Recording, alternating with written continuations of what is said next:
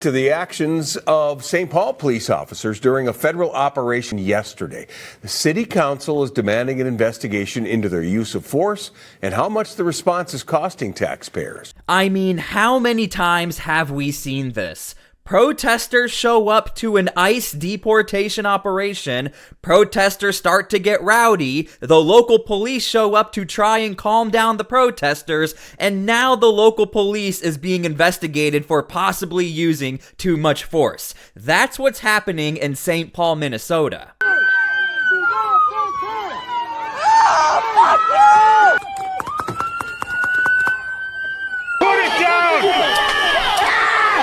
Now, here's the irony behind this whole story. The police department was there to try and provide a safe space for the protesters so they don't engage with ICE agents like they did just a week ago. It ended really bad for a lot of protesters. Yet the local police, they somehow became the enemies, and now they're being investigated. But the local police union, they're not playing that game. But be clear. The St. Paul police officers are not doing immigration enforcement, but we do have a responsibility to make sure that laws aren't broken in our city. So we have a lot to dig into. I mean, you're not even gonna believe what I show you guys. Now, before we start the video, make sure to please like the video. It's the #1 way you guys are helping this channel, and it also helps others see the videos as well. And this is not the first time we've seen a sanctuary city put the blame on police officers for the actions that were occurring during an ICE operation. We've seen it in Los Angeles, we've seen it in Chicago, and we've seen it in Portland. So here we go again, St. Paul, Minnesota. Get the video out, please.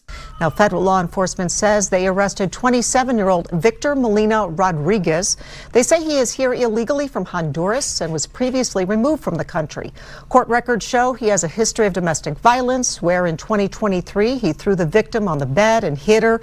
In 2024, he was charged with strangulation, accused of choking his girlfriend with one hand. Okay, so before we even get to the police department, I just wanted to show you guys, this is who ICE was trying to arrest, yet you still had protesters show up and surround the ICE agents. Now, it's not like the police department decided to just show up out of nowhere. They showed up because of this. It was very chaotic and lasted for some time. People there were angry. St. Paul police were there, but they say they were called after things were thrown at the agents, adding they do not assist in federal agents in their operations. I told you guys, you're not going to believe what I'm about to show you. We have ICE agents who are trying to arrest a man who's not supposed to be in the country. We have ICE agents who have objects being thrown at them. We have a local police department who shows up to try and calm the crowd down. Yet the local police, they're being accused of possibly causing violence and being too violent towards the protesters. So let's start with this video. This video is circulating to show how the local police, they're being too violent. So let's watch it.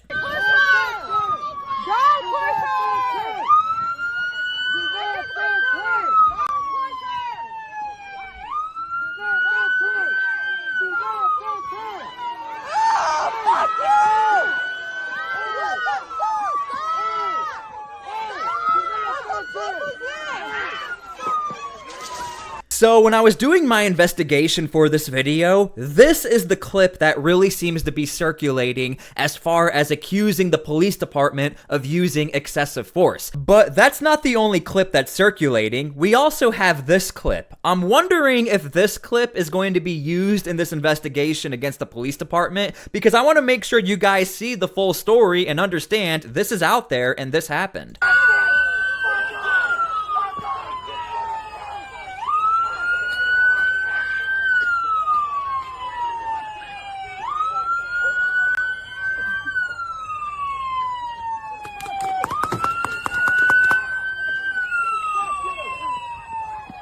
So here we have a window being shattered, and later in the same video, it appears as if somebody might be throwing an object at these officers.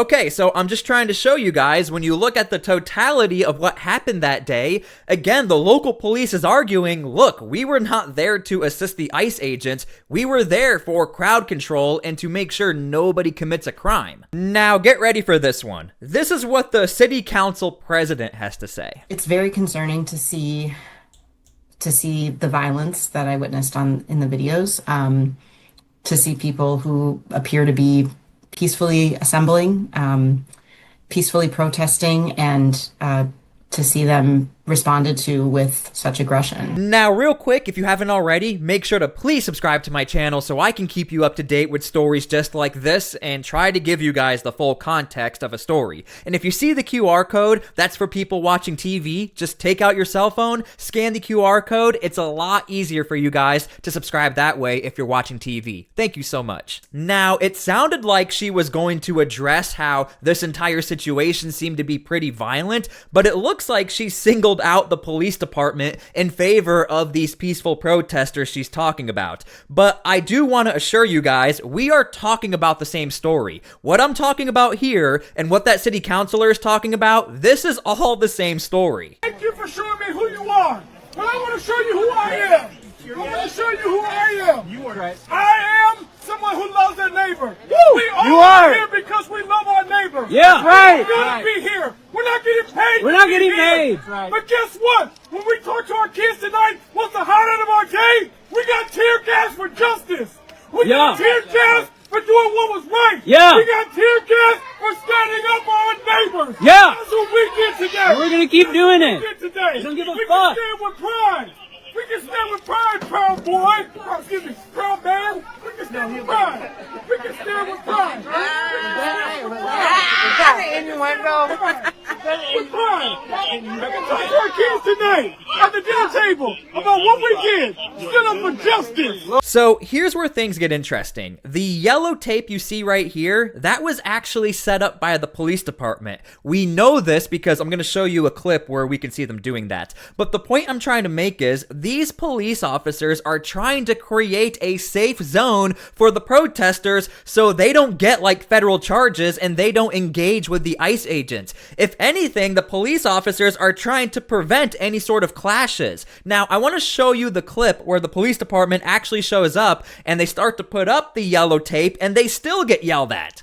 She owns it. I'm asking for a warrant with my address on it. Absolutely not. Why can you not present that to me? If you don't stop referring with our office, I will place you under arrest of obstruction. Why can you not? Obstruction of what? Okay, so you saw that right there. This police officer actually clarifies why they are setting up this tape. Remember, they showed up because they got a call that ICE agents are having objects thrown at them. So of course, as a police department, you expect, hey, I'm gonna show up and try to protect the citizens, try to protect everyone involved, but then you'll see right here, people can protest legally and safely. That is why this yellow tape, again, is being put up, yet there are accusations of people were peacefully protesting and then they were met with violence from the police department. You heard it from the city council president. What this comes down to is how you evaluate a peaceful protest. I'm gonna show you guys a clip and you can leave your comments down below. Do you consider this a peaceful protest? Go home! Pigs go home! Pigs go home! Pigs go home! Pigs go home! Pigs go home! Pigs go home! Pigs go home! Pigs go home! Pigs go home! Pigs go home! Pigs go home! Pigs go home! Pigs go home! Pigs go home! Pigs go home! Pigs go home! Pigs go home! Leave your comments down below how you feel about this. Just like in Portland, we see this same exact situation, where some people will see a protest and say, yeah, that's completely justified and completely peaceful. On the flip side, I mean, like the Trump administration, they will say, hold on, what you're calling a peaceful protest, somebody is standing in front of our federal vehicles and we're trying to move them out of the way, yet agents are being accused of being violent. But in this case, this time, it's the local police. Now, a lot of people are not even talking about this aspect of the story. But also, during yesterday's chaos, there was a second person arrested.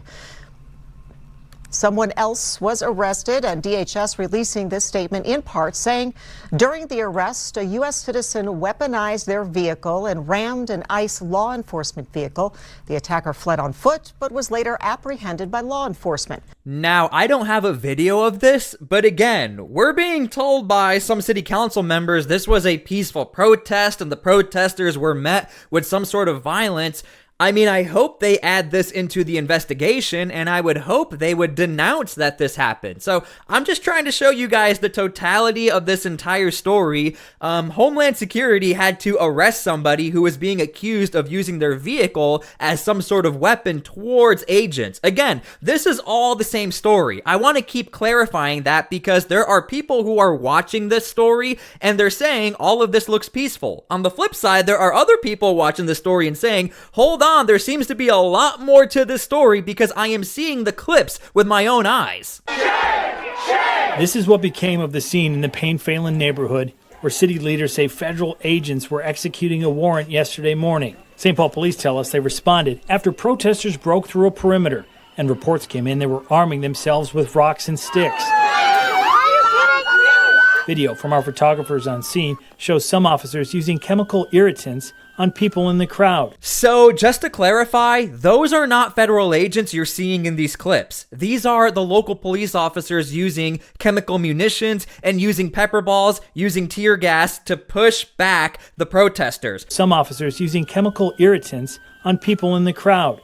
Council members are now demanding an investigation into the officers' use of force and whether they violated the city's separation ordinance, which in part says no city employee is responsible, nor are they authorized to enforce federal immigration policies. And this is why the Trump administration is quite literally suing St. Paul, to include other sanctuary cities, but St. Paul is being sued as one of these sanctuary cities whose policies create division and creates these issues where police departments are having to pick and choose whether or not they're going to try and suppress a crowd from committing crimes. Chief Axel Henry said officers did not violate that order. I understand that our public is greatly frustrated by these issues, but be clear, the St. Paul police officers are not doing immigration enforcement, but we do have a responsibility to make sure that laws aren't broken in our city. The St. Paul Police Federation says tonight agitators attacked officers with frozen bottles and rocks, damaged patrol cars, and shouted, quote, "Don't let them leave." In a statement, So it's not me saying it. I want to be clear here. It is the St. Paul police officers who are saying we were attacked, okay? I always try to provide my evidence here without some sort of implications, but they are the ones saying it. I'm not trying to create a narrative. The police department went out on a limb and said, hey, there are objects being thrown at us, even though we showed up to try and protect the residents. and they went on to say, our officers, while being assaulted, used the absolute minimum force necessary to end the threat and get everyone home safe. They went on to say, several officers were struck by projectiles, yet every one of them showed extraordinary discipline and courage. That is true, because if the clips we saw happened in Portland and vehicles' windows were being shattered, or happened in Chicago, we know that federal agents would have absolutely used a lot more force. I mean, we've seen it for way lesser things in Portland and Chicago. Okay, so here's where things get interesting, and again, with these sanctuary laws, you just don't know. ICE agents were the ones who actually called the St. Paul Police Department in order to come out and help. Please come and control the crowd. Please come and take care of your own residents. Now, does that constitute that the local police broke the law and that they're actually working with ICE agents for these deportation operations? Leave your comments down below how you feel about that, but this is what the mayor is saying. Showed up in our community and contacted our police department because they had attempted to execute a warrant against an individual who they were targeting and seeking to detain. And that person fled from them and potentially and somehow ended up at the address on Rose Street that we were all out at today. I have shared from the beginning that our officers' job is not and never will be to enforce federal immigration policy, and that, of course, continues to be the case. The challenge for this, and I understand that this is hard to convey, let alone understand, the challenge for that is our officers' job is to ensure that any time fleeing from officers or a potential kind of vehicle kind of collision, anytime there's a likely conflict between two groups of people, whether they're documented or undocumented, in uniform or not, our officers' job is to be there. So for people who don't live in sanctuary cities, this is not a problem for anybody who doesn't live in a sanctuary city. You'll notice the mayor is having an issue having to explain, hey, when there is a crime, we have a police department that we pay for, and their job is to go out there and prevent crime, or to go out there and be protectors of the people. You'll notice he's stumbling and fumbling and having an issue trying to explain this is the job of police officers. But because there are ICE agents involved in some sort of aspect, now people are upset and they're questioning this. But again, I'm just trying to show you guys this is a problem unique for sanctuary cities. I don't think people realize how big of an issue this is, where you have a mayor trying to explain police officers are trying to do their job. Well, hold on, ICE agents were involved. Look, this is what happens. We got a report from those federal agents that someone had thrown rocks and bricks at them. And again, anytime there's a report in our city that anyone has thrown a brick or a rock or something like that at anyone else, it is our officer's job to be there. That's a challenging balance to hold, and I understand that for some of our community members, for some of our residents, that's a challenging balance to understand. So you guys can leave your comments down below how you feel about this. If bricks are being thrown at federal agents and the local police gets called, are they now working with the ICE agents? Are they now helping out with this deportation operation? Leave your comments down below how you feel about that. Again, I'm not going to play this full clip, but I'm just trying to show you guys there was a press conference that was done, and this mayor is having to explain why using the police in order to secure people is the job of a police department. But our officers have to be able to continue to be police officers, even when we have federal agents in our community. And I give credit to this mayor. I mean, at least he's saying this is the job of the police department. Who are intent on operating without cooperating with us, operating without working with us, operating without giving us the type of information that would be really helpful for us to best keep our community safe and stable. I want to say thank you to our paramedics. Okay, so I hope you guys enjoyed the video. Again, the reason why I make these videos is to try and give you the full scope of the story and try to figure out a way we can have some peace in this country. And one way we can do that is analyze a story, come together, and have a peaceful dialogue. Thank you guys so much for being here. I hope you enjoyed. Again, make sure to please like and subscribe, leave your comments down below, and please pray for peace. We need that right now. Thank you so much for everything. God bless, and we'll see you all later.